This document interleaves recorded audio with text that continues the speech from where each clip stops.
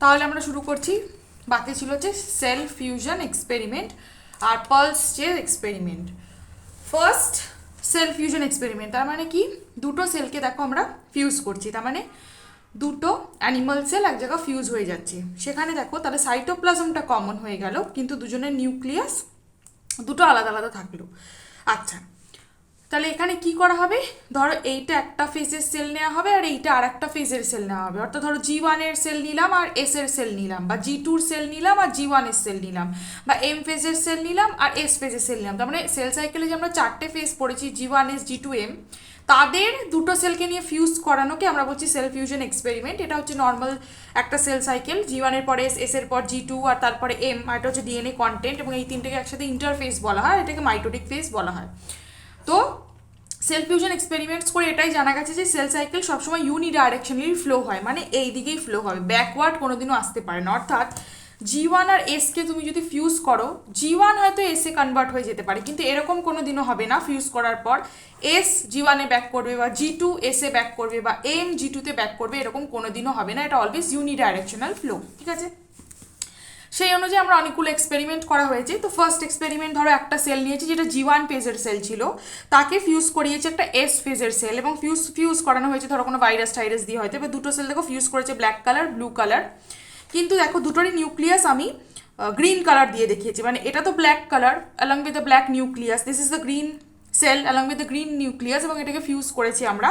But দেখো দুটোই কিন্তু আমি গ্রিন এঁকেছি, তার মানে কি এস ফেজের নিউক্লিয়াসটা তো এস ফেজেই থাকলো, কিন্তু বাদিকে G1 এর দেখো যে নিউক্লিয়াসটা সেটা কিন্তু কনভার্ট হয়ে গেল এস ফেজে। তার মানে কেন হলো, কারণ এই এস ফেজের যে এনজাইমসগুলো তারা তো অ্যাক্টিভেটেড ছিল, যেমন ডিডিকে কাইনেস, CDK2, সাইক্লিন এ, ফিউজ করার পর এরা একে উস্কে দিয়েছে, G1টাকে উস্কে দিয়ে বলছে যে তুইও তাহলে তাড়াতাড়ি এস ফেজে ঢুকে যান, অ্যাজ এ রেজাল্ট G1টা কিন্তু কনভার্ট হয়ে যাবে এস ফেজে। তাহলে এখানে যেহেতু দুটো নিউক্লিয়াসই সেম এস ফেজের নিউক্লিয়াস এদের দুজনকে আমরা হোমোক্যারিয়ন বলবো। সেকেন্ড এক্সপেরিমেন্টে চলে আসছি। সেকেন্ড এক্সপেরিমেন্টে G2-র একটা সেল নিয়েছো, এস ফেজের একটা সেল নিয়ে ফিউজ করেছো, কিন্তু এখানে কি দেখছো, G2ই থাকলো, ব্ল্যাকই থাকলো। G2 কোনোদিনও ব্যাকওয়ার্ডে যাবে না, কেন বলেছি, কারণ সেল সাইকেল হচ্ছে ইউনিডাইরেকশনালি ফ্লো করে, তাই G2 তো ব্যাক করে আর এসে যাবে না, never converted to S phase because they never do replication. কারণ আমরা জানি যে সেল সাইকেল, একটা সেল সাইকেলে একবারই রেপ্লিকেশন করা অ্যালাউড, যেটা অলরেডি এই সেলটা G2-তে পৌঁছে গেছে।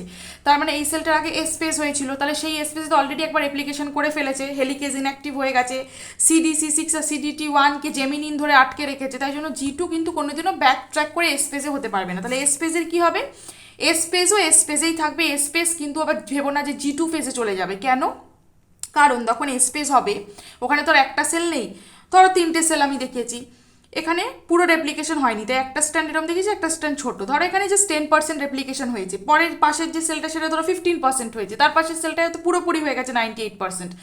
কিন্তু এস ফেজের সেলসগুলো ধরো যার 98% হয়ে গেছে সে তো কিছুক্ষণ পর পুরো কমপ্লিট করে ফেলবে, কিন্তু এই সেলটার তো এখানে কমপ্লিট করতে অনেক সময় লাগবে, কারণ 10%ই জাস্ট রেপ্লিকেশন হয়েছে।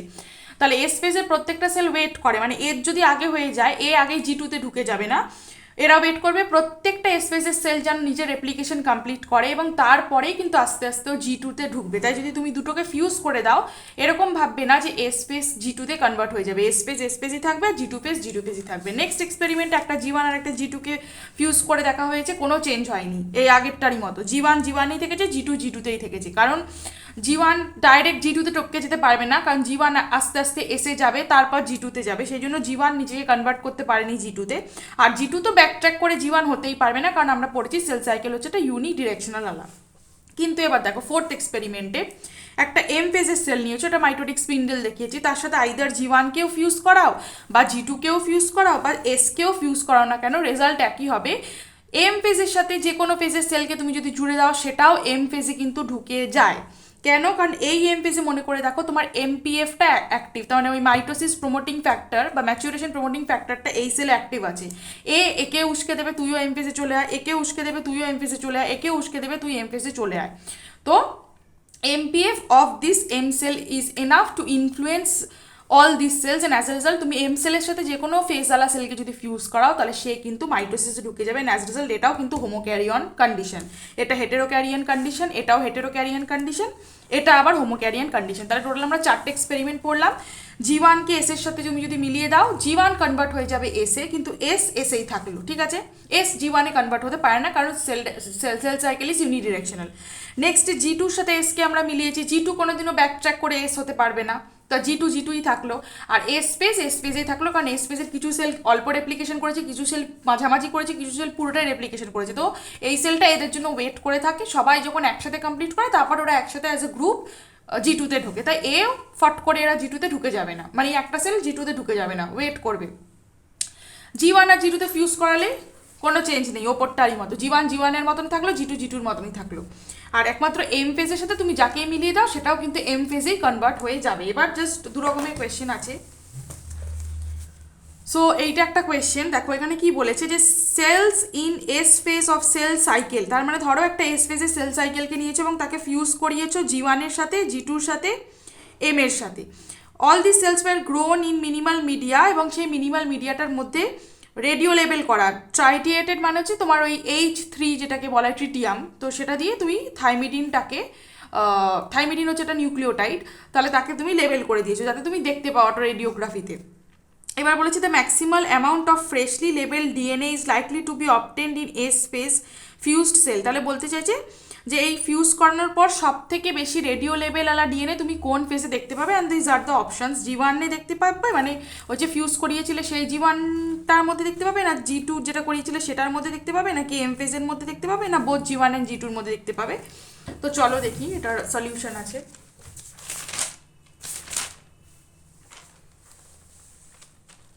এই হচ্ছে দেখো এস সেল, এসকে ফিউজ করিয়েছি জি1-এর সাথে, সেটা এ নাম্বার ছিল, জি2 সেটা বি নাম্বার ছিল, আর এম সেটা সি নাম্বার ছিল, লিখিনি আর। তাহলে এসকে জি1-এর সাথে ফিউজ করালে তুমি জানো যে এসই থাকে, জি1 কিন্তু এসে কনভার্ট হয়ে যায়, তাই দেখো দুটো এস দেখিয়েছি। নেক্সট এসকে তুমি যদি জি2-র সাথে কনভার্ট করো কোনো চেঞ্জ হয় না, এস থাকে, জি2-র মতো থাকে। এসকে এম এর সাথে কনভার্ট করলে দুজনেই কিন্তু এম এ ঢুকে যায়। এবার তুমি কি করেছো, তুমি এখানে রেডিও লেভেল নিউক্লিওটাইড দিয়েছো। রেডিও লেভেল নিউক্লিওটাইড কিন্তু একমাত্র ইনকর্পোরেশন হয় এস ফেজে, এইটা আমরা পড়বো পালস স্টেজ এক্সপেরিমেন্টে। মানে এই কোয়েশ্চেনটা অ্যাকচুয়ালি সেল ফিউশন এক্সপেরিমেন্ট আর পালস স্টেজকে মিক্স করে দিয়েছে, দুটো কনসেপ্ট দিয়ে হবে, তো সেই জন্য অপশান 1 হবে। মানে জি1-ওয়ালা সেলটার সাথে ফিউজ যে করেছিল সে সব থেকে বেশি রেডিও লেভেল দেখাবে, কারণ দেখো এখানে দুটো স্পেসওয়ালা নিউক্লিয়াস আছে, তার মানে স্পেস মানে সেখানে রেপ্লিকেশন হচ্ছে, রেপ্লিকেশন হওয়া মানে সেখানে তার মানে থাইমিডিনটা ইনকর্পোরেট হতে পারছে, রেপ্লিকেশন মানে তো নিউক্লিওটাইড ইনকর্পোরেশন হওয়া, আর তুমি সেই থাইমিডিনটাকে লেবেল করে দিয়েছো। তাই সব থেকে বেশি রেডিও অ্যাক্টিভিটি যখন তুমি অটো রেডিওগ্রাফি করে দেখবে এই জি1-ওয়ালা সেলসটা সবচেয়ে বেশি পাবে, তারপরে অল্প একটু এটাই পাবে, কারণ একটা এসএন নিউক্লিয়াস এখানে আছে আর এখানে তো এসএন নিউক্লিয়াস নেই, তো এখানে রেপ্লিকেশন হচ্ছে না, তাই তোমার রেডিও অ্যাক্টিভ জিনিসটা ঢুকতেও পারছে না, তুমি ফ্লুরোসেন্স দিয়ে দেখতেও পাচ্ছ না, মানে অটো রেডিওগ্রাফি দিয়ে এখানে দেখতে পাচ্ছ না, অল্প দেখতে পাবে এটার জন্য। আর এটাতে সবচেয়ে বেশি, এটাতে তো দেখতেই পাবে না কারণ এখানে কোনো স্পেসই নেই, মাইটোসিস হয়ে গেছে। তাহলে এটা হলো সেল ফিউশন।